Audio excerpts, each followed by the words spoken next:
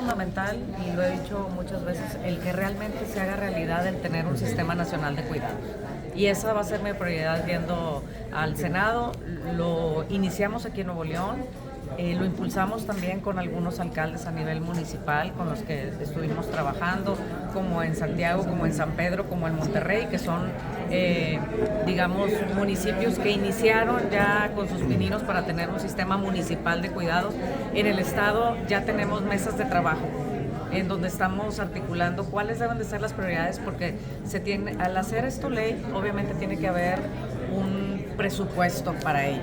Y tenemos que priorizar, porque no se puede tener una atención total a todas y todos los cuidadores de cualquier tipo, llámese infancias, llámese personas con discapacidad, llámense personas mayores. Entonces tenemos que priorizar y estamos haciendo los análisis presupuestales para hacer esto escalonado. Pero lo más importante es que esto exista a nivel nacional. Pero se puede hacer con muchachos, perdóname, que se puede hacer con muchachos que pudiesen hacer su servicio social de diferentes carreras, que pudieran servir a la comunidad y que pudiesen ayudar. Sí, pero sigue siendo eso subjetivo, así existe o no existen las ganas, la voluntad. O sea, el servicio social es un elemento más que ya existe ahorita y no sucede. O sea, ya existe el servicio social y no necesariamente se atiende. Esto tiene que ser profesional. O sea, nosotros vamos por un sistema de cuidados que permita profesionalizar el cuidado, ¿no?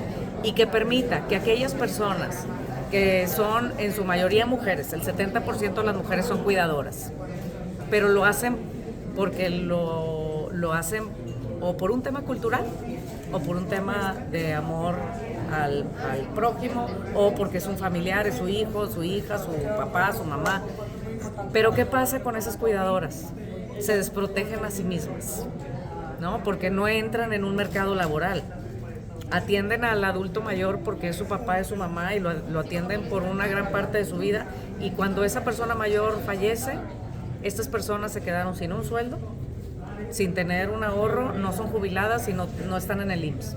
Entonces tenemos a muchísimas cuidadoras desamparadas, ¿no? Entonces, ¿qué necesitamos hacer? Crear un mercado del cuidado, que es gigante. Aquí en Nuevo León, ya les dije, más de 3.7 millones de personas o cuidan o son cuidadas. Entonces es un tema no menor, para lo cual las mujeres, pero hablo en general porque son hombres y mujeres, el 70% mujeres, no fueron capacitadas para cuidar, ¿no? Lo hacemos como mamás, pues porque, insisto, por amor. Pero aquellas mamás que tienen que ir a trabajar, ¿cómo le hacen? Si el gobierno eliminó las guarderías, ya las estamos restableciendo, pero con todo y eso, ahí, ¿qué pasa cuando una mamá tiene un niño con discapacidad? Marta, ¿cómo lograrse ese plan para capacitar a las personas? Tienes que certificar a cuidadoras como cualquier otra profesión. Tenemos que tener escuelas especializadas en dotar de capacidades y habilidades a cuidadores, dependiendo de si cuidadores de niños, de personas con discapacidad o de adultos, y que tengan esa certificación para que puedan ser empleados. Tendría que entrar la Secretaría de Educación. Todas las secretarías, educación, el trabajo, que da certificaciones, el conocer, que da certificaciones, en fin. Tiene que haber diferentes grados, puede haber diferentes grados. Como lo hay la escuela técnica, puede haber una escuela técnica de cuidadores, pero también si quieres especializarte, pues puedes estudiar una licenciatura, etcétera.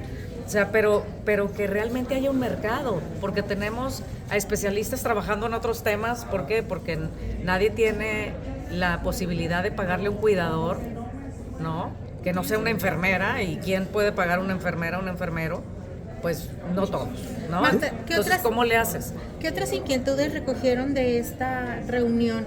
Vimos que le hicieron comentarios muy puntuales acerca de lo que quieren que se legisle para que pues, se ponga en práctica y no solamente quede pues, en el limbo.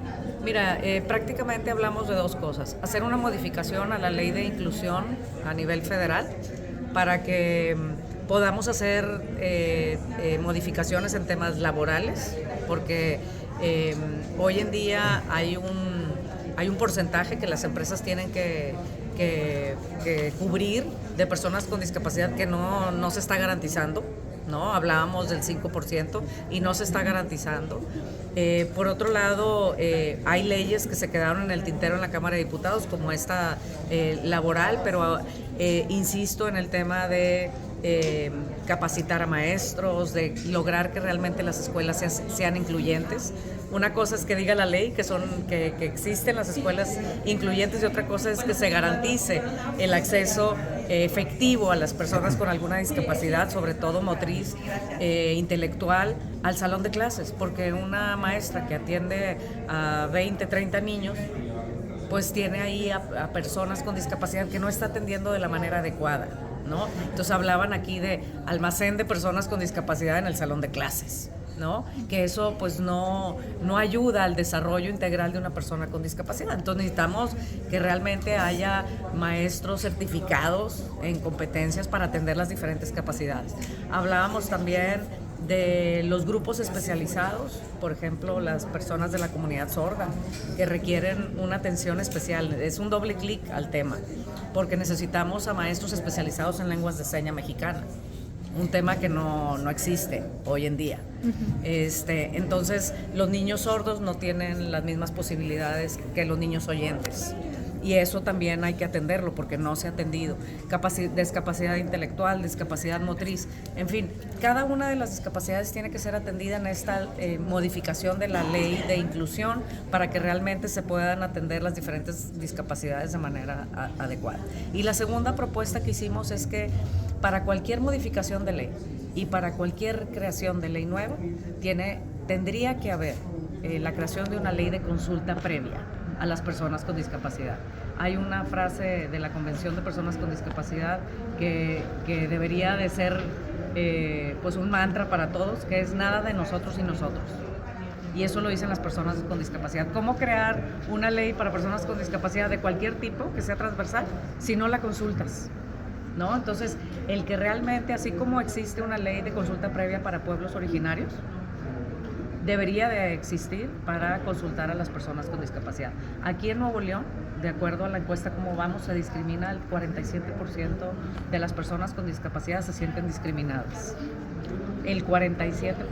Es un número altísimo, ¿no? Entonces, Nuevo León es una de las entidades que más discrimina en la República Mexicana y la población que más discriminada se siente todavía hoy en el 2024 son las personas con discapacidad.